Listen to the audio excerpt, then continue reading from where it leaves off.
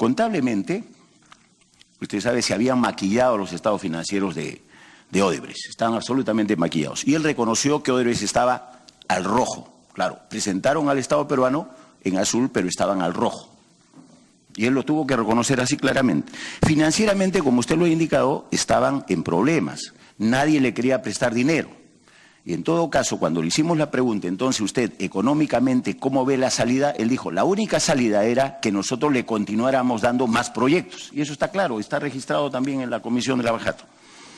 En todo caso, frente a esa imposibilidad, porque después se dijo de que ya no se le iba a dar más proyectos, entra Brookfield a comprar todo este tipo de activos que tenía. Pero acá hay otra situación grave. El hecho de que estaban ellos al rojo significaba que no podían cumplir con todas sus obligaciones, e inclusive con la propia reparación civil. Por eso que cuando se analiza la reparación civil, cada día la dilatamos más, y mientras más la dilatemos, las posibilidades de cubrir algún tipo de reparación civil, bueno, no va a ser imposible de pagarlas. Por lo menos en ese aspecto nosotros lo hemos analizado de manera bastante gruesa. Y definitivamente estamos absolutamente claros en ese sentido. Por eso es que en su momento, cuando el gobierno dice, bueno, hay que dilatar, hay que seguir conversando, eso significaba, no estoy diciendo que esté directamente comprometido pero Pablo Kuczynski con Zavala, pero definitivamente ahí hay algo que no se quería actuar de manera rápida, conjuntamente el propio Ministerio Público, también el propio Poder Judicial, porque estas situaciones cuando entran en trompo, los que tenemos algún tipo de experiencia, como usted también la tiene seguramente, respecto a la caída de las empresas, cuando entran en este tipo de situaciones, entran en trompo en una espiral descendente y que no lo salva nadie, ¿eh? Necesitarían muchísimos recursos, en este caso Odebrecht, para habilitarla. Y nosotros como Estado no podemos seguir perdiendo más dinero, porque como bien usted lo ha explicado, esta mala asignación de recursos, si bien es cierto, en la economía internacional siempre se habla de crecimiento empobrecedor, como también lo he indicado, hay momentos de expansión de la economía, que eso es por la inyección de dinero que le damos a estas empresas. Pero un momento en el cual ellos entran en crisis, se contrae la economía y terminamos pagando todos la factura esta, ¿no es cierto? Y en todo caso, hay una especie de que en la economía internacional se habla de crecimiento empobrecedor, una situación similar es lo que sucede, porque es lo que estamos hoy retrocediendo. Estamos retrocediendo incluso en los términos de, estadísticamente estamos retrocediendo en términos de la disminución de la pobreza, etcétera. En todo caso, esa situación de bonanza es que teóricamente que se nos ha presentado en algún momento no le hemos sabido aprovechar y hoy tenemos que pagar esta factura. Pero yo quiero llegar a lo siguiente en todo caso. Sobre este tema de Brookfield, lo quiero resumir. Brookfield se caracteriza por tratar de buscar así ciertas empresas que están en problemas con el Estado peruano, como en este caso, y tratan de sacar la mayor ventaja. Esos son los que le llaman pues los gallinazos económicos que están detrás de ciertos cadáveres o que huelen a cadáveres y consiguen precios pues bastante bajos en este sentido. Y eso es lo que nosotros tenemos que desde el Congreso pues legislar de forma adecuada, y no podemos permitir a través de decretos de urgencia, etcétera, etcétera, embestidos de cualquier fórmula, porque ellos mismos diseñan esta estrategia con la intención de beneficiarse a la larga. Y eso es lo que tampoco nosotros, y eso también que quede en la comisión, señora presidenta, porque se van a presentar infinidad de estas cosas, y que de alguna manera usted lo ha reseñado, pero queremos ser agudos sobre esto, porque esta no es primera vez que se presentan. Esto se ha presentado también en el 90, se ha presentado en los 80, se ha presentado en los 60, se ha presentado, o sea, es de manera recurrente. Y yo quiero finalizar en esta parte, que como dice, también coincidir con Mauricio, que cuando es difícil llegar a determinar las reparaciones civiles inclusive, y peor cuando nosotros dilatamos más el tiempo. Y más aún cuando no se tiene precisado realmente cuáles son, como usted también lo ha indicado, los niveles de utilidad que supuestamente, porque como indicaba en el caso de Inglaterra, de Francia o de los países europeos, ya tienen definidos algunos parámetros. En el caso nuestro no tenemos ningún parámetro definido, y menos en el decreto de urgencia. Pero sin embargo, para sacarlas a las procuradoras, sí se dijo, no, que han incumplido tal o cual cosa. Cuando no se ha definido, no hay parámetros definidos. Mientras no tengamos los parámetros definidos, es materialmente imposible que nosotros pudiéramos determinar una reparación civil adecuada. Se hablaba de 60 millones de dólares, ¿no es cierto?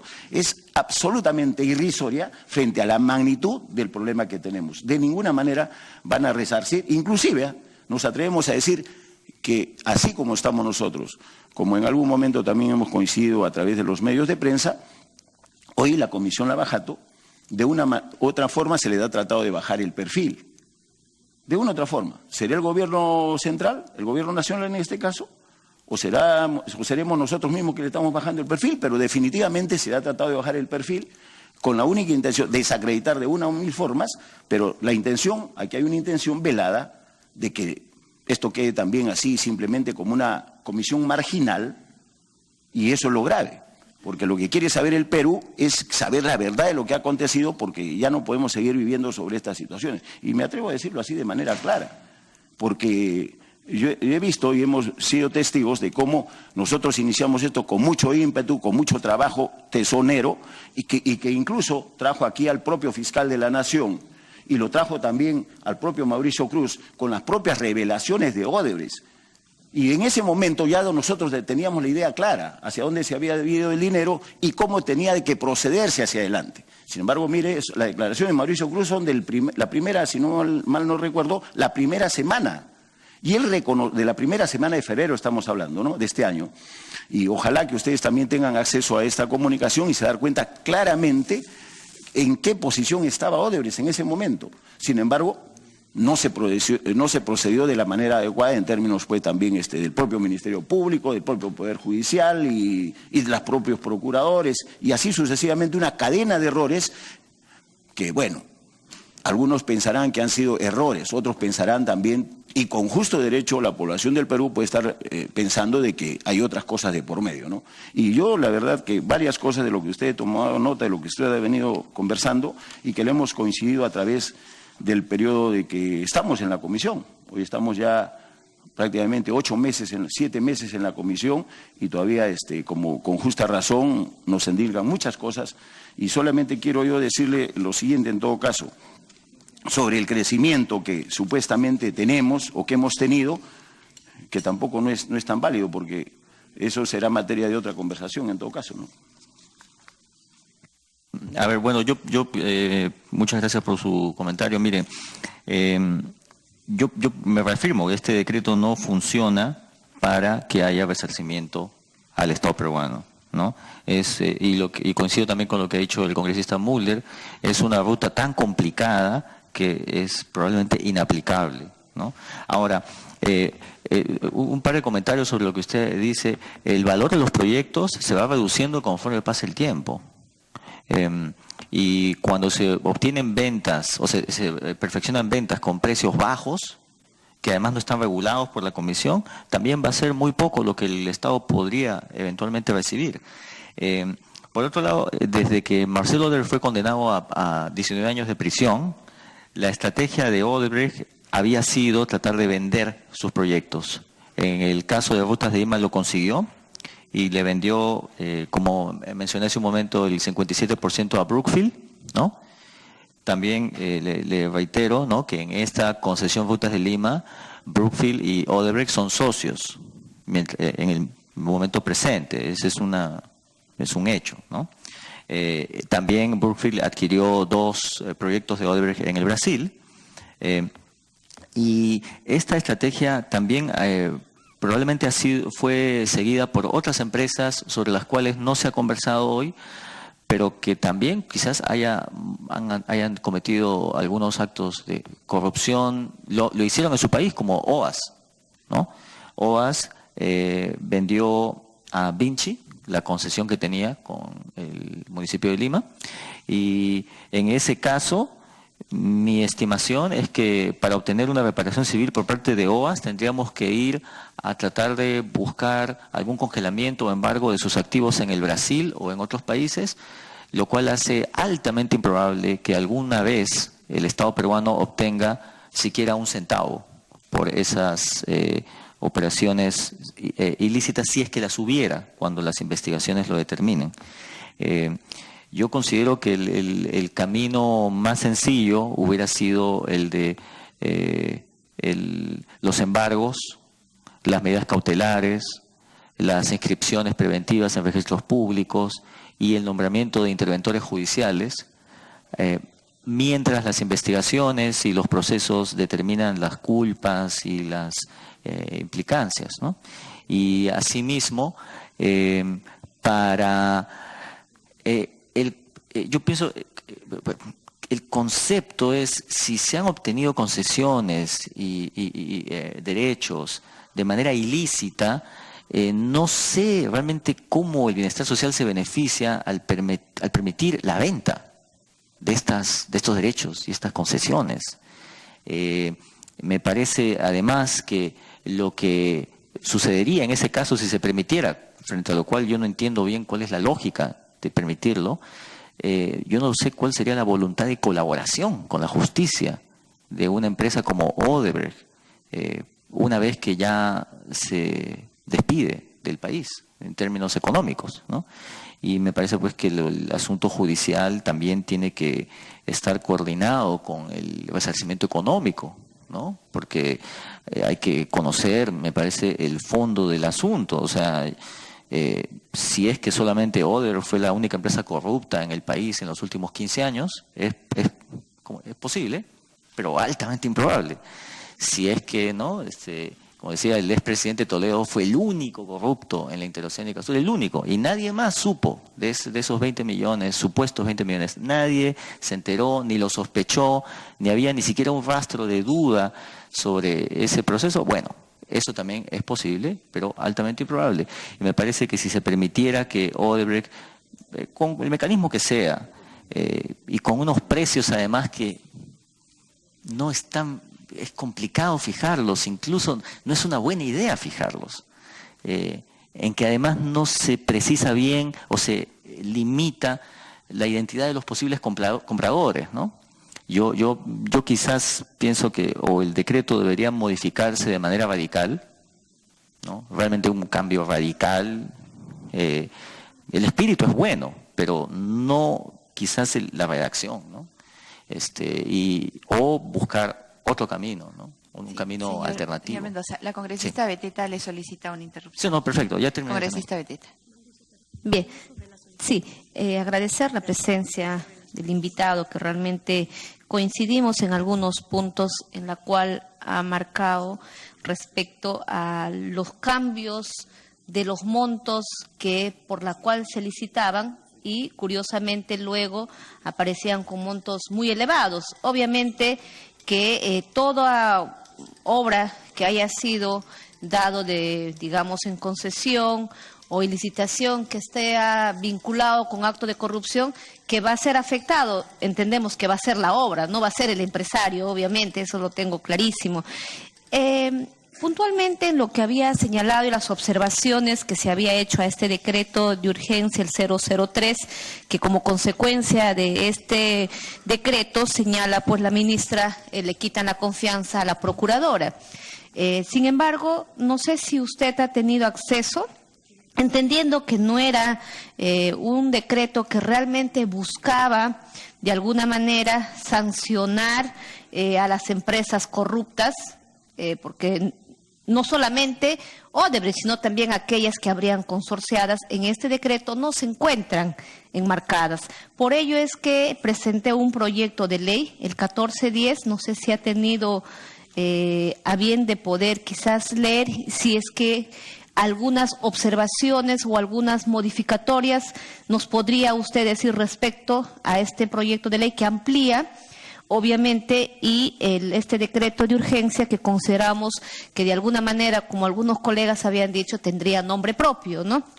Y porque de acuerdo a cómo está diseñado la aplicación es bien compleja, porque incluso se han incumplido en este momento lo que el mismo decreto dice, que es la ministra de Justicia quien tendría que enviar un documento a la procuradora para que ella a su vez tenga que decirle cuánto sería el monto aproximado de la reparación civil.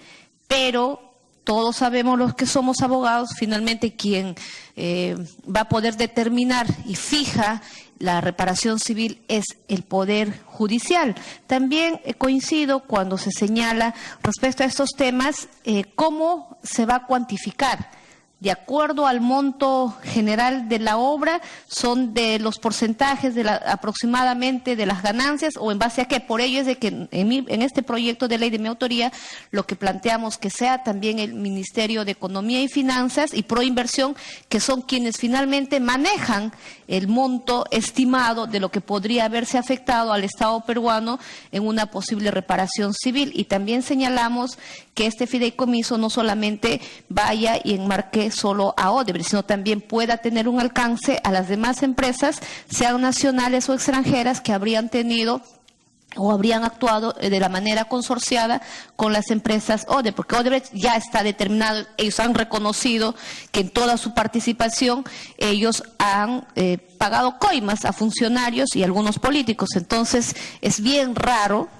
que solamente siendo 3 socios, ¿no?, en este proceso de licitación, solamente Odebrecht sea el único que haya pagado todas las coimas y las 2 otras empresas se hayan llevado el 100% del líquido de la ganancia sin haber pagado ni un céntimo. Pero al mismo tiempo también Marcelo Odebrecht reconoce y dice que las empresas consorciadas tenían conocimiento que se pedía en que ellos tenían que también pagar las coimas que se tenía que efectuar a diversos funcionarios. Entonces, puntualmente, bajo ese entendido y el esquema, ¿qué aportes más o qué vacíos o qué podríamos mejorar en este proyecto de ley, el 1410, que de alguna manera entendemos que mejora, ¿no?, sustancialmente este decreto de urgencia, porque eso también tenía una vigencia de 1 año, porque así lo dice la Constitución, y ya convirtiéndose en una ley ya tiene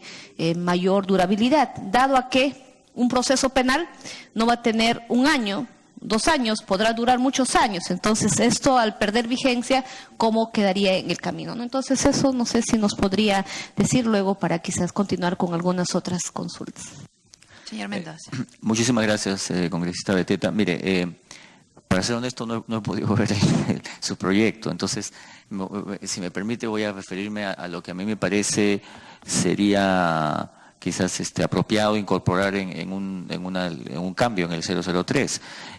Para comenzar, yo diría que es bien complejo hacerlo por el tema que usted menciona, de que la reparación civil la determina el Poder Judicial. Entonces, ya esa es una complejidad inicial, ¿no? Pero yo le quizás, no sé, algunos elementos faltantes es, uno, la participación del Ministerio de Economía en la reparación civil. Eso me parece clave. O en el estimado de la reparación civil. Segundo, que haya, si es que va a seguirse por este camino, que a mí me parece sinuoso, no es un camino que yo seguiría, es cómo va, si se va, qué tipo de embargos o qué tipo de medidas cautelares se podrían también incorporar al decreto, ¿no? Eso me parece que, digamos, es un poco traerlo a la práctica usual. Tercero, si se va a establecer alguna prelación en cómo se va a ir pagando, porque, digamos, ¿a quién se le paga primero? ¿A los que tienen que garantizar que el financiamiento del proyecto continúe? Porque estas concesiones pierden valor en muchos casos por un asunto financiero, al Estado peruano, a la SUNAT, digamos, a los trabajadores. Esa prelación debería establecerse. Porque además, en una parte del decreto se habla de las retenciones que el Estado tiene que hacer a estas empresas hasta por un monto de 5 años de la renta neta que hayan percibido, ¿no?, en proyectos similares. Eso también me parece que debería considerarse. Pero lo más complicado, creo, de fijar es cómo sería exactamente el papel de los procuradores y la coordinación con el Ministerio Público, habida cuenta que la reparación civil se fija en cada proyecto, ¿no? Y esa es una dificultad que yo no sé cómo se podría superar, porque como mencionaba en la presentación, en el caso de Olmos, evidentemente estoy de acuerdo con lo de las consorciadas, eso está clarísimo. Ese es un vacío que el proyecto tenía realmente llamativo, ¿no? Llamativo, habida cuenta además de la que como ha trascendido en la declaración de los representantes de Odebrecht, las empresas consorciadas sí tenían conocimiento y tenían un esquema de participación. Eso, por supuesto, será materia de investigación y un juicio. Se determinará si es cierto o es falso en el juicio. Pero me parece que, por ejemplo, en el caso de Olmos, Odebrecht no ha aceptado que haya hecho ninguna coima. Tampoco Olmos es un proyecto completamente... Olmos en realidad son dos proyectos, ¿no? Pero es todo Odebrecht. Y entonces, ¿qué reparación civil se podría fijar? Digamos, incluso si traemos a los expertos de otras partes del mundo, decir, bueno, cero. Le ponemos una tarea casi imposible.